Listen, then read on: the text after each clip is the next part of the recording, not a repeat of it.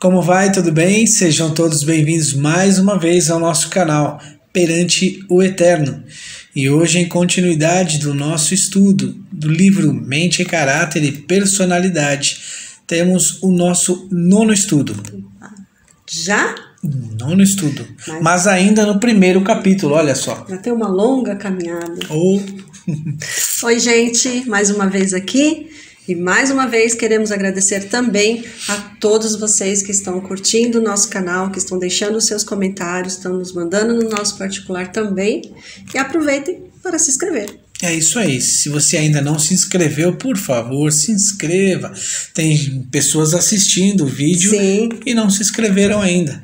Se inscrevam, deixe seus comentários, deixe o like também, que a Nádia está dando aqui, ó. Deixe o seu like e compartilhe com outras pessoas. Tá bom? Vamos lá então? Vamos à nossa leitura? A nossa leitura.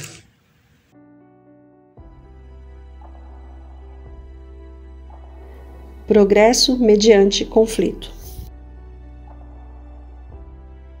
Nenhuma outra ciência é igual à que desenvolve na vida do estudante o caráter de Deus. Os que se tornam seguidores de Cristo verificam que lhes são inspirados novos motivos. Surgem pensamentos novos, devendo isso dar em resultado novas ações. Mas só podem fazer progressos por meio de lutas, pois há um inimigo que continuamente contende com eles, apresentando tentações que levem à dúvida e ao pecado. Há tendências hereditárias e cultivadas para o mal, as quais precisam ser vencidas. O apetite e a paixão devem ser postos sob o controle do Espírito Santo. Não há fim ao conflito do lado de cá da eternidade, mas ao passo que há constantes batalhas a enfrentar, há também preciosas vitórias a ganhar. E o triunfo sobre o próprio eu e o pecado é tão valioso que nosso espírito não o consegue avaliar. Maravilha! Esse texto aqui nos fazendo refletir sobre esse progresso mediante o conflito, né? Houve um progresso. Mas Que decidiu ser discípulo na escola de Cristo, houve esse progresso, porém, há também um conflito, né? Eu gostaria até de complementar, né? Quem quer crescer, quem quer ter progresso, mas diante de conflitos, porque as pessoas normalmente já sabem que terão conflitos. É que o crescimento, ele traz muita dor, né? É a criança que está crescendo, sente dores nas pernas e o pediatra diz, se acalme, mãe, porque a dor cresce e conforme a criança vai crescendo, os ossos também crescem. Então, assim, imagina o nosso crescimento espiritual, quanta dor, quanto conflito. Como nós vemos no estudo passado, né? Você precisa deixar muitas vezes hábitos de uma vida inteira. Então imagina como deve ser dolorido isso, né? Há uma frase que diz que não há vitória sem luta. Sem luta. E o próprio texto mais para frente vai dizer isso, né? Que esse conflito e esse progresso diante desse conflito requer muita disciplina e muita dor, porque você vai ter que confrontar com muitas coisas e às vezes com muitas pessoas. E a vida do estudante, lembrando que esse estudante aqui não é o estudante lá da sala de aula, aquele que vai para a escola, o jovem, não. O estudante, todos nós estudiosos, como nós dissemos no outro, né? Nós refletimos juntos no outro texto, que aquele que busca, né, que em constante estudo, que exercita, que busca essa ciência aí do cristianismo. Então, desenvolve na vida desse estudante o quê? O caráter de Deus. Mas a nossa mentalidade humana, desenvolver esse caráter é muito difícil, mas esse caráter será o que Deus espera da gente, né? E é até uma promessa, né? E o caráter de Deus não é desenvolvido em nós, por nós, mas é desenvolvido em nós por Ele. Exato. Né? E essa é a perfeição. Aí então você vai me dizer assim, então a gente pode ser perfeito aqui, nós podemos ser perfeitos e tal. Pela nossa natureza, não. Pela nossa natureza, não. E a perfeição mesmo só atingiremos quando Jesus voltar.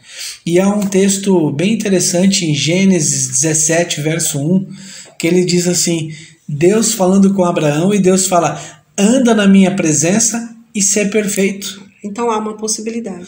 Deus oferece essa perfeição. É o contrário que muitos pensam, olha, Deus está exigindo perfeição. Não, Deus está oferecendo perfeição. Mas para adquirir essa perfeição, é necessário andar com Deus. Com ele, né? Anda com Ele para ser Exatamente, perfeito, né? Isso é bastante interessante, né?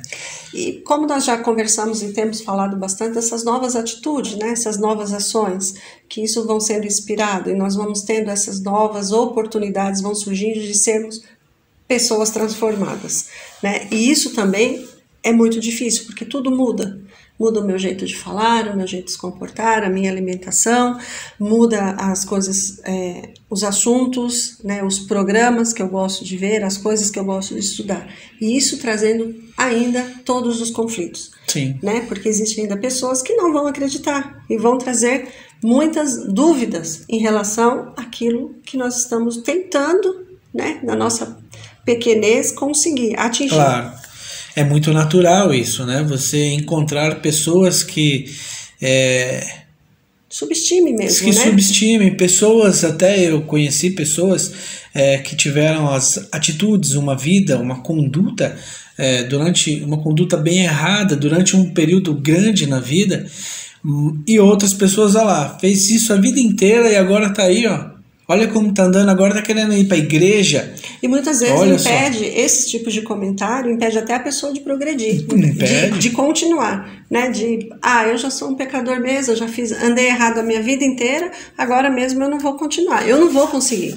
Né? Eu já fiz isso uma vida inteira, eu vou conseguir mudar agora? Exato. Né? E esse tipo de comentário é que desmotiva muitas vezes o cristão, aquele que deseja... Que tá começando, né? Porque na realidade o cristão que ele já está maduro, ele não vai nem se importar com isso, com o que os outros estão falando. Exato.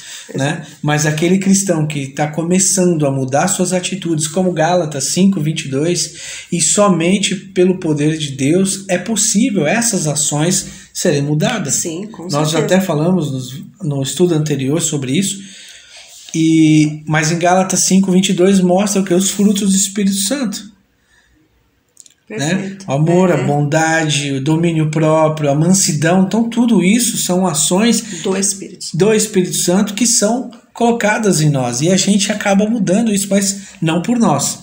Ele que muda, né? E esse inimigo, né? Essas contendas que vão existir, vai trazer muita dúvida, né? Vai trazer muita...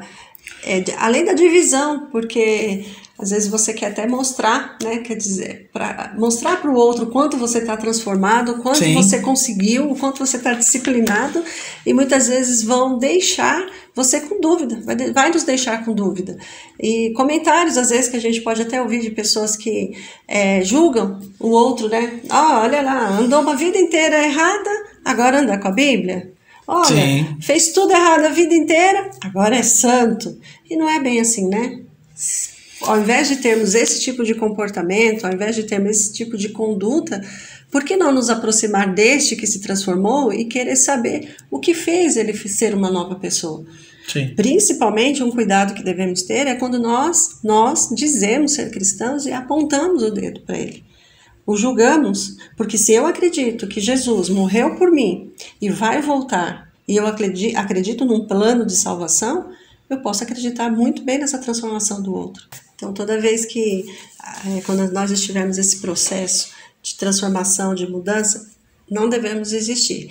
Mesmo que essas dúvidas, esses inimigos que contendem com a gente, como o texto diz, para não continuar, é aí que devemos ter essa constância que nós dissemos no outro, né? Continuar. Para continuar para ser discípulo nessa escola não é fácil. Não.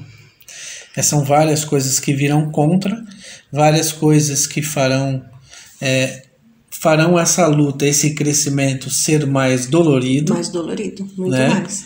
E aí é onde... essa dor que faz eu desistir. Se dói, eu não quero passar. Porque é natural do ser humano, né? Não querer crescer porque sabe que vai ter dor. O processo de crescimento é através da dor. É através da dor. E aí, como eu sei que vai ter dor, eu já não quero sentir dor. É natural. e aí ele deixa de crescer. E você faz nos lembrar de quando a gente está ensinando a criança, né? Que ela cai, quando ela está aprendendo, o que a gente faz? A gente solta a mãozinha dela, mesmo que ela caia, a gente sabe que é para ela crescer. Sim. Se ficarmos carregando ela no colo, e é talvez isso que Jesus faça com a gente, né? Ele deixe, permita Sim. que esse crescimento traga dor, para essa dor depois trazer a vitória, né? E essa tendência, o texto também fala das nossas tendências hereditárias. E caímos nesse erro de dizer assim, né? Nasci assim, né? Puxei papai. Né? E que são cultivadas, às vezes, uma vida inteira, simplesmente para entrar na zona de conforto, para não mudar. E o que o texto diz, tendências hereditárias, elas podem ser mudadas? Eu posso abandonar isso?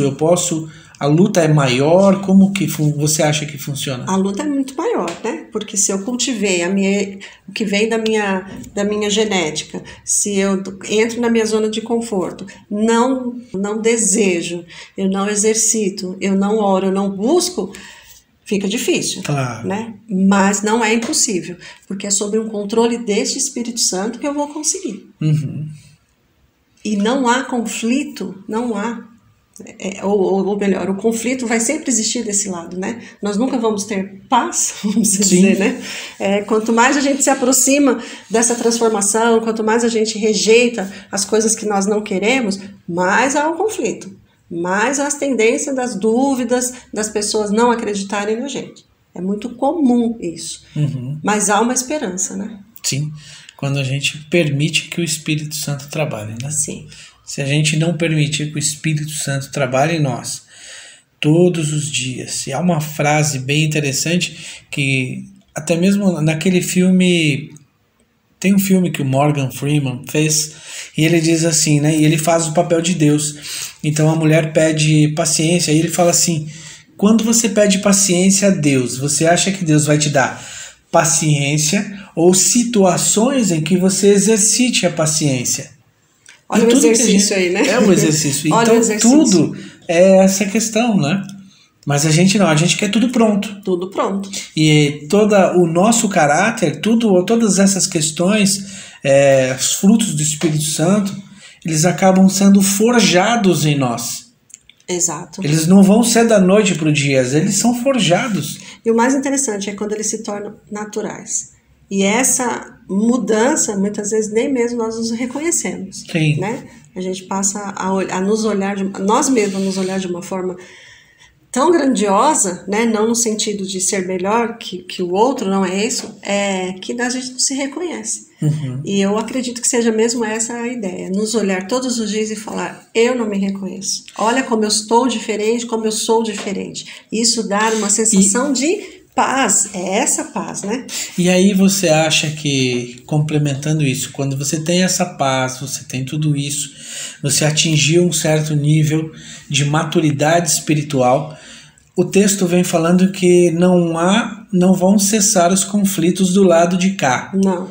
E como que então a gente enxerga? Bom, não vai cessar o conflito, então para que eu vou continuar lutando a vida inteira? Vai ser isso? Como que vai ser? Como que você acha? Se eu tenho em mente que eu tenho em busca a eternidade, isso já não vai ser mais um conflito. Olha só. Não importa o que me disserem. Uma vez que eu estou decidida, uma vez que aquela vida transformada me faz bem, eu vou desejar cada dia mais essa eternidade. Aí pode vir qualquer pessoa dizer que você vai estar em paz, porque você busca a eternidade. Não este mundo aqui. Não as contendas daqui. Na realidade, as contendas virão, mas quanto mais maduro nós nos tornamos ao lado de Cristo nessa vida, menos o conflito vem, mas na realidade a gente vê com mais tranquilidade. Porque a decisão é minha. Né? Eu não estou mais diante somente daquilo que você um dia me mostrou. Eu já estou certa, eu já estou convicta, eu estou treinando a minha mente, o meu caráter, a minha personalidade. Então, por mais que alguém venha dizer ao contrário, eu já me decidi. Eu já estou firme nesse propósito. E a única coisa então, eu não vou mudar. E a única coisa que vamos levar daqui é só o nosso caráter. O resto vai ficar. Exatamente. E é maravilhoso saber isso, né? Que existe uma eternidade que vale a pena. Sim, com Vale certeza. a pena rejeitar, vale a pena exercitar isso. E aí, e é interessante que não tem preço isso, e além de não ter preço, você já não consegue mais, não dá para avaliar. O próprio do texto, né? O triunfo sobre o próprio eu e o pecado é tão valioso que o espírito não pode nem apreciar, né?